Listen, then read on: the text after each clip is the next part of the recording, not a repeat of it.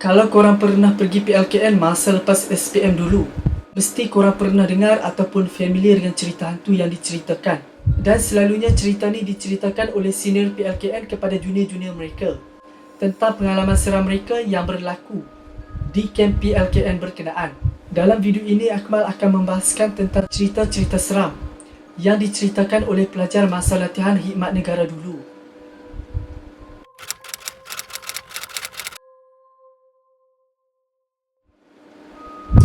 Pelatih atau pelajar kena rasuk.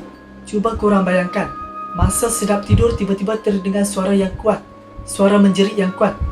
Bila korang menoleh ke belakang, rupa-rupanya suara tu datang daripada kawan korang sendiri. Bayangkan betapa takutnya dalam situasi tu. Katanya kejadian ini berlaku kepada salah seorang pelatih di tapak perkemahan Bumi Mas di Sibu.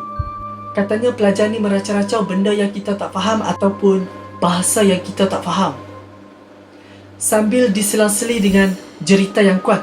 Katanya ada 5-6 pelajar yang lain cuba pegang dia untuk kepung dia lah. Tapi mereka tak mampu untuk kawal dia sebab dia macam ada tenaga yang sangat kuat. Dia kena rasuk, lepas tu dia keluarkan tenaga yang kuat. Sampaikan 5-6 orang tu pun tak mampu nak kawal dia. Lepas tu barulah warden datang dengan 3 orang ustaz. Mereka baca surah Yasin berserta doa-doa lain lah. Lepas tu lama-kelamaan budak yang kena rasuk tu beransur sedar. Tapi dia nampak kepenatan, sangatlah kepenatan. Of course lah dia penat sebab masa dia kena rasuk tu, dia guna tenaga yang kuat, tenaga yang banyak.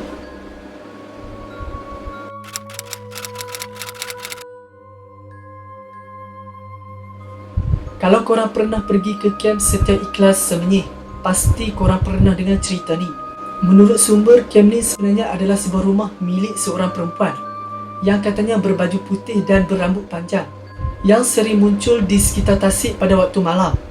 Pelatih dan jurulatih yang pernah menetap di bilik sakit bercerita, mereka pernah dengar suara mengilai dan menangis pada pukul 2 pagi. Ada juga yang nampak wanita berambut panjang ni merayau-rayau di atas rumput di tepi tasik. Kadang-kadang tu dia merayau-rayau berhampiran tangga menuju ke kafe.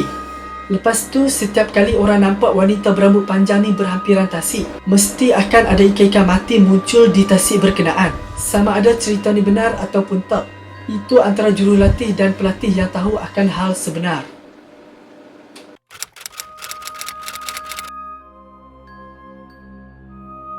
Katanya ada seorang pelajar ni bila semua orang tidur dia akan bangun dan berborak dengan kawan dia.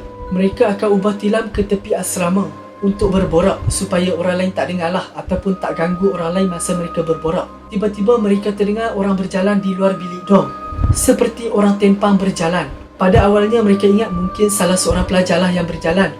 Tapi bila fikir-fikir balik, takkanlah ada pelajar yang nak berjalan pada pukul 3 pagi. Dan kalau betul ada pelajar yang berjalan, mesti mereka akan terdengar pintu yang dibuka. Tapi tak ada pun pintu yang dibuka. Tiba-tiba bunyi berjalan tu lama-kelamaan makin mendekat, makin dekat dengan mereka. Dan bunyi berjalan tu tepat berada di depan pintu dom mereka. Paling menakutkan seperti ada seseorang yang cuba nak masuk, cuba nak buka pintu untuk masuk ke bilik mereka. Mereka apalagi baca doa macam-macam doa lah yang mereka ingat. Dan Alhamdulillah, benda yang nak masuk tu tiba-tiba berhenti. Dan mereka dengar ada bunyi yang berpatah balik ke arah di mana bunyi itu bermula. Tiba-tiba bunyi itu terus lenyap. Bagi Akmal, kalau itu adalah manusia, lagi takutlah sebab manusia ni lebih menakutkan daripada hantu.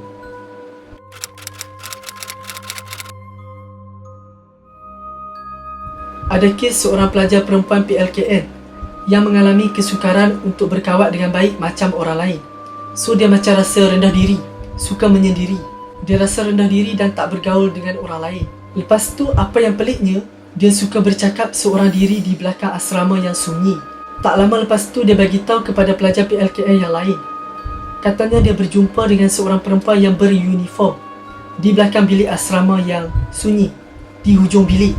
Lepas tu pelajar-pelajar ni rasa pelik, dia berkelakuan aneh. Mereka jumpa dia di dalam bilik air yang orang lain tak guna. Katanya bilik air tu sangatlah busuk yang sampai orang lain pun tak sanggup nak guna.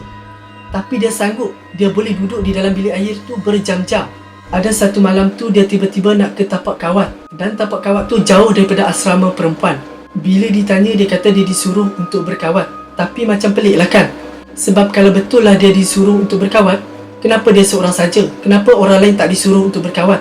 So mereka yang ada kat situ rasa takut dan rasa meremang, rasa macam ada sesuatu yang tak kena. Mereka pun pujuk dia supaya tak pergi ke tapak kawat tu atas faktor keselamatan lah, sebab dia perempuan, apatah lagi pada waktu malam. Tapi tiba-tiba dia mengamuk, sampaikan orang lain takut. Katanya ada 4 orang yang cuba menghalang dia. Tapi bila dia mengamuk, dia dalam keadaan yang sangat kuat, sangatlah penuh dengan energi.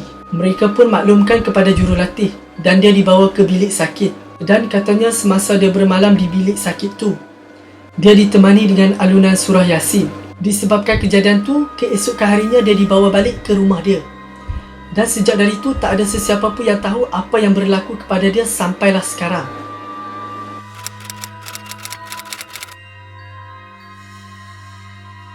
Ada seorang pelajar PLKN ni, dia suka sangat mandi malam ketika berada di kamp PLKN. Berkelakuan pelik, suka berlari dalam hujan dan bercakap seorang diri.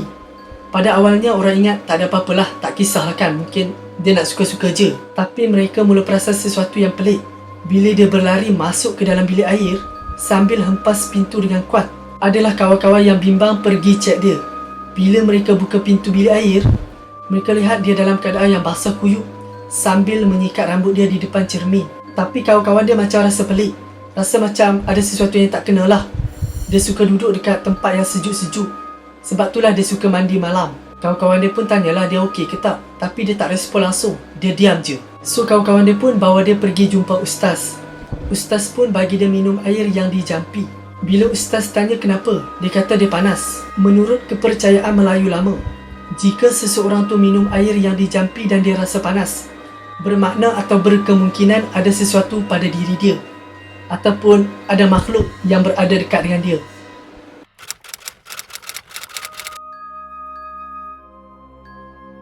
Berdasarkan satu kisah ni, katanya ada seorang pelajar PLKN ni, dia suka bangun tengah malam ataupun bangun pagi pukul 4 pagi untuk solat. Di antara pelajar-pelajar lain, dialah yang paling rajin untuk bangun untuk solat. Tapi ada satu malam tu, masa dia nak bangun untuk solat, tiba-tiba dia nampak ada orang lain yang bangun lebih awal dari dia, bertelekung, berwarna putih. Dekat depan dia pula ada cermin yang besar, jadi dia nampaklah ada seorang perempuan yang solat di belakang dia. Memandangkan ada orang lain juga yang bangun untuk solat, jadi dia pun tegurlah. Tapi perempuan tu tak cakap apa-apa, perempuan tu diam je. Disebabkan perempuan yang bertelekung tu diam tak bercakap, jadi dia pun tinggallah perempuan tu. Yelah kan, takkanlah kita nak terus tegur kalau orang tu tak nak bercakap dengan kita kan. Keesokan harinya masa tengah makan, dia pun bertanya kepada kawan-kawan dia, ada tak di antara mereka yang bangun solat pada waktu pagi, pada pukul 4 pagi. Tapi kawan-kawan dia tak ada seorang pun yang mengaku. Tak ada seorang pun yang mengaku yang mereka bangun untuk solat pada pukul 4 pagi. Jadi sudah tentulah itu bukan manusia. Pada malam yang seterusnya, kawan-kawan dia pula bercerita yang mereka nampak seorang perempuan berambut panjang berdiri di depan kawan-kawan mereka yang sedang tidur. Berkemungkinan perempuan yang berambut panjang tu adalah makhluk yang sama yang sedang solat pada pukul 4 pagi yang dia nampak tu.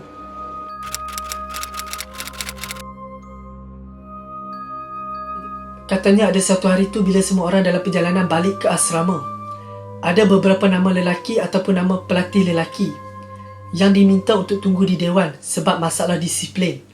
Tak lama lepas tu, pelatih-pelatih yang dipanggil tu, mereka pun nak baliklah ke asrama mereka. Tiba-tiba mereka nampak sebuah bas parking di hadapan pintu masuk ke tapak perkemahan. Dan mereka nampak orang-orang berseragam naik ke atas masuk ke dalam bas tanpa bercakap apa-apa. Diam je. Masa tu mereka rasa pelik, tapi mereka buat tak tahu sebab dah lewat malam dan mereka pun penat. Keesokannya mereka pun tanyalah jurulatih tentang apa yang mereka nampak. Lepas jurulatih cakap, mereka terus pucat, terus terkejut. Jurulatih kata, tak ada sesiapa pun yang dibenarkan keluar ataupun tak ada pun bas yang di depan tapak perkemahan tu. Jadi siapakah orang-orang tu kalau bas pun tak wujud? Lagi mengejutkan mereka bila jurulatih kata tak ada bas pun pada malam tu. Kalau ada bas pun, nak bawa ke mana pada waktu malam macam tu? Jadi maknanya bas dan orang yang berpakaian seragam tu tak wujud. Apa yang mereka nampak tu mungkin bukan manusia. Dari kisah-kisah ni boleh jadi betul dan boleh jadi juga hanyalah khayalan mereka. Sebab kadang-kadang perasaan kita sendiri yang boleh buat kita rasa macam kita nampak sesuatu, padahal benda tu tak ada pun. Tapi dalam Al-Quran pun tak menafikan tentang kewujudan jin. Setakat itu saja untuk video seram misteri kali ini. Kalau anda suka, bolehlah consider untuk subscribe. Semoga kita berjumpa lagi.